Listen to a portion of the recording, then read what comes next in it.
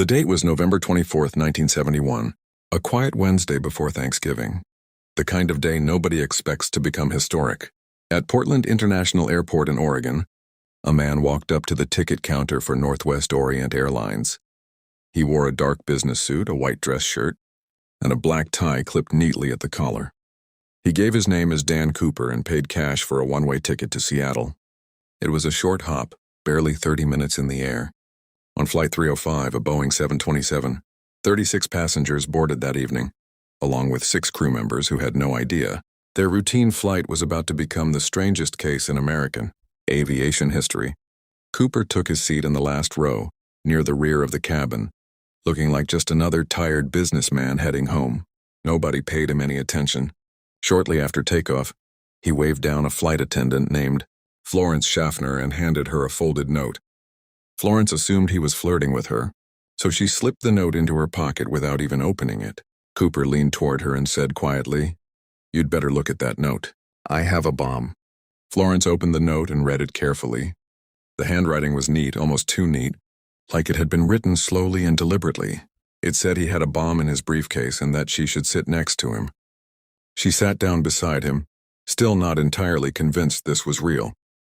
Cooper noticed her hesitation, so he opened his briefcase just enough for her to see inside. Wires, red cylindrical sticks, a large battery. It looked exactly like something from a movie, except this was not a movie. Florence felt her stomach drop. This was really happening. Cooper closed the case and calmly laid out his demands. He wanted $200,000 in cash. He wanted 4 parachutes, 2 front-mounted and 2 back-mounted. And when the plane landed in Seattle, he wanted a fuel truck ready to refill the tanks. He warned her very calmly that if his demands were not met, he would use the bomb. Florence did not panic. She stood up slowly, walked to the cockpit, and showed the note to the captain without alarming other passengers. The crew immediately understood the seriousness of the situation. Word was passed to air traffic control, then to the FBI, then to airline executives. Meanwhile, another flight attendant, Tina Mucklow, was brought in to sit beside Cooper and keep him calm. She would end up playing one of the most important roles in the story. The airline's leadership made a fast decision. Full cooperation. Every demand met exactly as written. The passengers still had no idea their aircraft had been hijacked. They sat quietly, wondering why the flight was taking so long to land. Back in the cockpit, the pilots faced a strange problem. Flight 305 was only supposed to be in the air for 30 minutes, yet nothing could be arranged that quickly on the ground. So air traffic control told the crew to keep circling over Seattle until the money and parachutes were ready. The captain announced a minor mechanical issue over the intercom, and nobody suspected a thing. Meanwhile, on the ground, things were moving fast. Northwest Orient's president gave the order to fully cooperate with every demand, no matter the cost. He was thinking about his airline's reputation as much as the passengers' safety. A hijacking gone wrong would be a disaster for the company's image, and he wanted this handled quietly and quickly. The FBI reached out to a local bank, which had cash reserves set aside for exactly this kind of emergency. 10,000 $20 bills were pulled together, $200,000 in total, and every single serial number was carefully recorded before the bag was sealed. That detail would matter more than anyone realized at the time. 4 parachutes were gathered too, borrowed from a local skydiving school. By the time everything was ready, nearly 3 hours had passed since takeoff. A 30-minute flight had stretched into one of the longest half hours in aviation history. Finally, around 5:45 in the evening, the plane touched down at Seattle-Tacoma Airport. Cooper had already given very specific instructions on where the plane should park. Far from the terminal, away from prying eyes and long-range rifles, the tarmac lights were dimmed. A single airline employee walked out alone toward the aircraft, carrying the money bag and the parachutes. Cooper took possession of everything through the rear door, checking the bag carefully before allowing anyone else to move. True to his word, once he had what he wanted, he let the passengers go. 36 relieved people filed off the plane, most of them still completely unaware of what had just happened around them. Florence Schaffner and the rest of the crew disembarked as well, drained and shaken. Only one person remained on board besides the pilots, Tina Mucklow. Cooper specifically asked her to stay, and she agreed without argument, understanding that her calm presence might be the only thing standing between a peaceful resolution, and disaster. The plane was refueled right there on the tarmac while Cooper stood watch, still armed with his briefcase, still giving no indication of nervousness or hesitation. Once refueling was finished, he ordered the pilots to take off again. This time the destination was Mexico City, though nobody in that cockpit believed they would ever actually get there. Once airborne again, Cooper turned to business with the same calm precision he had shown all evening. He gave the pilots a specific set of instructions: fly at around 10,000 feet, keep the wing flaps lowered to 15 degrees, keep the landing gear down, and fly as slowly as the aircraft could safely manage. The pilots explained that flying this way would burn fuel far faster than normal, making it almost impossible to reach Mexico City without another stop. Cooper barely reacted, telling them to fly exactly as instructed and worry about the rest later. It was clear by now that reaching Mexico City was never really the point. Cooper then turned to Tina Mucklow, the flight attendant who had stayed behind with him, and told her to go into the cockpit and lock the door behind her. She did exactly as he asked. From that moment on, nobody on the plane could see what Cooper was doing in the cabin. He was completely alone with the money, the parachutes, and whatever plan he had been carrying in his head since Portland. A few minutes later, a small warning light lit up on the cockpit control panel. It indicated that the rear air stair, the fold-down staircase built into the tail section of the Boeing 727, had been opened. This was an unusual feature for its time, a stairway that could be lowered mid-flight, something almost no other aircraft allowed. The pilots had no way of confirming what Cooper was doing back there.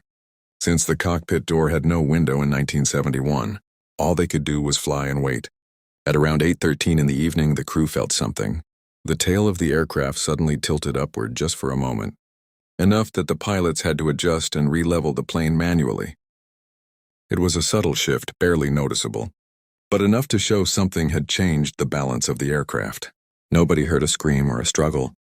There was just that one strange jolt in the night sky over southwestern Washington. Then nothing. The plane continued on, eventually landing safely in Reno, Nevada, hours later than planned. When the aircraft finally came to a stop and law enforcement rushed aboard, they searched every corner of the cabin. Cooper was gone.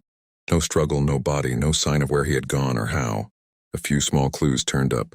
A black clip-on tie left on a seat, torn strips of parachute fabric apparently used to secure the money bag, a handful of cigarette butts, since smoking was still allowed on planes back then, and 66 unidentified fingerprints, scattered across the cabin that matched neither crew nor passengers, the suitcase with the fake bomb, the bag of ransom money, and all 4 parachutes were nowhere to be found. Cooper had vanished into the storm somewhere between Seattle and Reno, taking everything with him, leaving almost nothing behind except questions. In the days that followed, the FBI opened what would become one of the longest investigations in its history. They gave it a code name, Norjack, short for Northwest Hijacking. Agents interviewed hundreds of people, chased leads across the country, and studied every inch of that Boeing 727. Within the first 5 years alone, they had looked into more than 800 possible suspects. Almost all of them were eventually ruled out. The case remained open for 45 years before it was officially closed in 2016, and even then, nobody could say with certainty what had actually happened to the man on the plane. To this day, it remains the only unsolved commercial hijacking in United States history. 2 details from that night have stuck with people ever since. The first is how calm everything stayed inside that cabin. Not one passenger realized their flight had been hijacked until they were already walking off the plane in Seattle. Nobody panicked, nobody was hurt, and a great deal of that credit goes to Tina Mucklow. She sat beside Cooper for hours, kept him talking, kept him calm, and made sure nothing escalated into violence. People who study this case still describe her composure that night as remarkable, the kind of steady presence that likely prevented what could have turned into a tragedy for everyone on board. The second detail is smaller, almost like a footnote, but it explains something everyone gets wrong even now. The hijacker never called himself D.B. Cooper. He told the flight attendant his name was Dan Cooper. But in the chaos of that first night, a journalist rushing to file his story misheard the name from a police source and wrote it down as D.B. instead of Dan. Other newspapers picked up the mistake. Then television stations repeated it, and within days the wrong name had completely replaced. the right one in the public imagination. By the time anyone realized the error, it no longer mattered. D.B. Cooper had already become a household name, and Dan Cooper was forgotten. It's a strange little example of how the first version of a story tends to stick, even after it's corrected. Once people hear something, especially something dramatic, they tend to hold on to that first impression, and fixing it later takes far more effort than getting it right the first time would have. In this case, though, the mistake barely mattered. Nobody expects a hijacker to give his real name anyway. So whether the world remembered him as Dan or DB, the man himself stayed exactly as mysterious either way. What truly mattered was the question nobody could answer. Where did he go after stepping out of that aircraft into the freezing, pitch-black sky over Washington state? For investigators trying to figure out whether Cooper could have survived, the physical conditions of that night painted a grim picture. It was late November, and by 8 p.m. the sky over southwestern Washington was completely dark. There was no moonlight to speak of, just thick black clouds rolling in from a storm system that had been building all evening.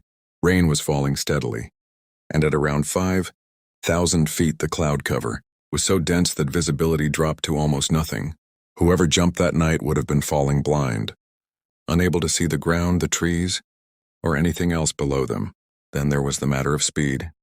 Based on the aircraft's configuration, investigators estimated Cooper would have been moving through the air at roughly 200 miles per hour the moment he stepped off the air stair.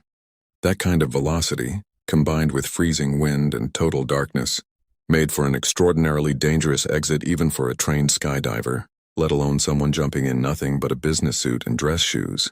His clothing was another problem entirely. Cooper wore ordinary slacks, a dress shirt and a suit jacket, nothing built to withstand high altitude, wind chill, or a hard landing in rough terrain.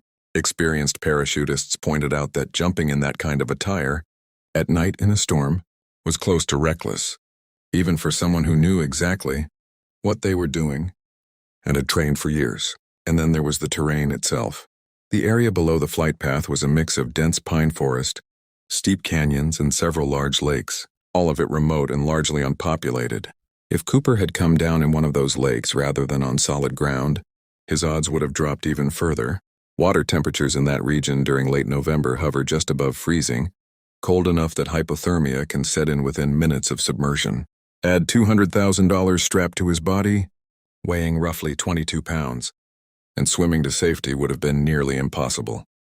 Given all of this, the earliest analysis from investigators and outside experts leaned heavily toward one conclusion. They believed Cooper likely did not survive the jump at all, and that his body, if it existed, was probably lying undiscovered somewhere in that dense wilderness, or had been swallowed by one of the region's cold, deep lakes. For years, that was the working theory inside the FBI. A man had gambled everything on a jump into the void, and the odds, by almost every measure, had not been in his favor. But then a strange pattern of similar hijackings would soon force investigators to reconsider everything they thought they knew. Cooper's stunt had an unexpected side effect. Once his story hit the news and people learned exactly how he had pulled it off, a handful of copycats decided to try the same trick themselves. Over the next couple of years, at least 5 different hijackers attempted nearly identical schemes, demanding cash and parachutes, then leaping from the rear stairs of a Boeing jet in midair. What made these cases so important to the Cooper investigation was a simple, uncomfortable fact that nobody had fully accounted for. In the earliest analysis of the case, every single one of these copycats survived their jump, some of them under conditions that were arguably worse than what Cooper had faced that night over Washington.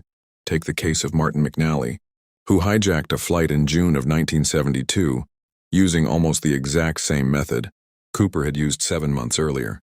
He demanded $500,000, got his parachutes, and jumped from the same kind of aircraft. By some estimates, McNally was moving even faster than Cooper had been when he jumped, closer to 250 miles per hour, rather than 200. He used only a single reserve parachute, without much real training, and still landed alive, eventually getting caught by authorities on the ground. Then there was Richard LaPointe, who hijacked a plane in January of 1972, just 2 months after Cooper. He jumped wearing clothing not much warmer than Cooper's, into cold winter air, and came down safely in a snowbank. He too was eventually captured. But the fact remained, he had lived through conditions that were, in some ways, even harsher than what Cooper faced. For FBI investigators, this raised an uncomfortable question that they could not easily dismiss. If untrained hijackers with far less preparation could survive jumps that were, by some measurements, more dangerous than Cooper's, then why assume Cooper himself had died out there? There was another detail that stuck with investigators, too. When Tina Mucklow handed Cooper his parachutes back on the tarmac in Seattle, she offered him the instruction manual that came with them. Cooper waved it off, telling her he already knew how to use the equipment. That single detail suggested he might have had real jump experience. The search for physical evidence began almost immediately, the very morning after the hijacking, and it would stretch on for years. Investigators faced a genuinely difficult puzzle when it came to narrowing down where Cooper might have landed. Too many variables were unknown. Nobody could say for certain how strong the wind had been at the exact moment he jumped, how far he might have drifted once his parachute opened, or even the precise coordinates of the aircraft when he stepped through that rear door. To get a better estimate, the FBI ran an unusual experiment. They flew a similar aircraft along the same route under similar conditions and pushed a 200-pound sled out through the rear stairs, tracking exactly where it landed. Based on that data, along with flight logs and pilot reports, investigators settled on a likely target zone near Lake Merwin in southwestern Washington, an area covered in thick forest and dotted with several large lakes. Ground teams went to work almost immediately. Officers went door to door through remote farmhouses scattered across the region, asking residents whether they had seen a parachute, heard an unusual noise, or noticed anything out of place on the night of the hijacking. Boats combed the surface of Lake Merwin and nearby Lake Yale for weeks, while at least one company brought in a submarine to search the lake bed some 200 feet below the surface. Investigators were hoping to find almost anything. A body, a scrap of parachute fabric, a piece of the money bag, anything that could confirm what had happened to Cooper after he vanished into the storm. Despite all this effort, the searches turned up nothing. Meanwhile, the FBI leaned on another piece of evidence they had been sitting on since the very beginning: the recorded serial numbers from those 10,000 $20 bills. The list was distributed nationwide, sent to banks, casinos, and businesses that regularly handled large amounts of cash, with instructions to report any bill matching those specific numbers. As an extra incentive, newspapers ran the story with an offer attached: a $1,000 reward to whoever turned in the first matching bill. That offer stood for 3 full years. Not a single note ever surfaced. By the mid-1970s, the case had gone cold in almost every practical sense, at least on the surface. The physical search had exhausted its leads. The money had disappeared without a trace, and Cooper himself remained a complete ghost, as if he had never existed at all. It would take nearly a decade, and a stroke of pure chance involving a young boy on a riverbank, before the case would get its first real break. In February of 1980, 8 years after the hijacking, an 8-year-old boy named Brian Ingram was digging in the sand along the banks of the Columbia River near a spot called Tennebar, not far from Vancouver, Washington. He was building a small fire pit for a family picnic when his hand hit something buried just beneath the surface of the cool, damp sand.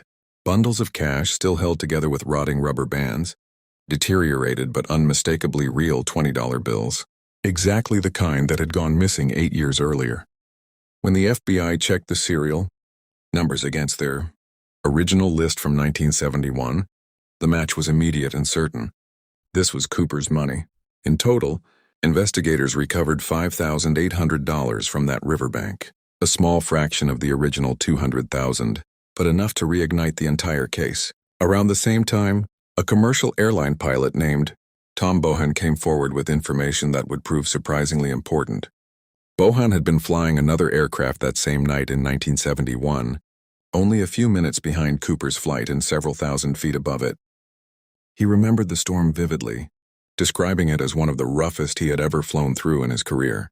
Bohan told the FBI that their original calculations for Cooper's drop zone were likely off by a significant margin, and that the real search area should have been centered closer to the Washougal River, not Lake Merwin. When the money turned up downstream along the Columbia, roughly where the Washougal empties into it, Bohan's theory suddenly looked far more credible than the FBI's original estimate had been, it seemed Cooper, or at least his money, had drifted through exactly the corridor Bohan predicted. Investigators returned to the area in force, searching the riverbanks and surrounding woods for any further trace. A body, torn parachute fabric, more bills, anything at all. They came up empty again. One FBI agent involved in the case, Richard Tosaw, developed his own theory based on the discovery. He believed Cooper had likely drowned in the cold waters of the river that night, and that the money had simply washed loose from his body or the bag over the following years, eventually settling on the sandbar where young Brian found it. It was a tidy explanation, but like nearly everything else connected to this case, it was impossible to prove one way or the other with the evidence available. Decades later, in 2008, Brian Ingram, all grown up, auctioned off 15 of his recovered bills online. Given the fame surrounding the case, collectors paid him roughly $37,000.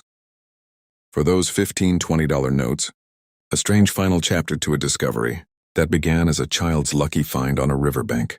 Besides the money, the only real physical clue left behind was that clip-on tie Cooper had removed and abandoned on his seat before jumping.